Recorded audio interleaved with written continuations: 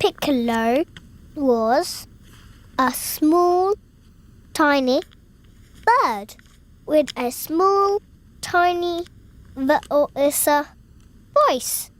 Oh, poor Piccolo. Charlie, the little bird is called Piccolo, and he cannot sing because his voice is so small and tiny. That's good. Okay. In the morning, all the other birds sang and sang and sang.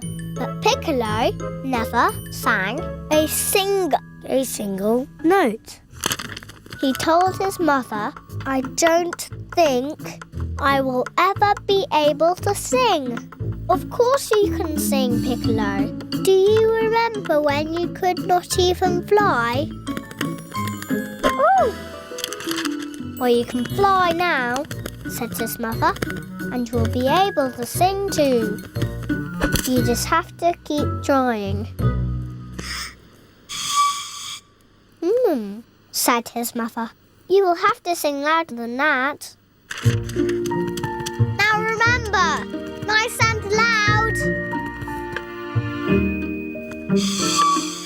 He tried all day and he tried all night until the sun came up, the time where all the other birds start to sing. And he opened his beak and he took a deep breath and he sang. He sang and he sang and he sang.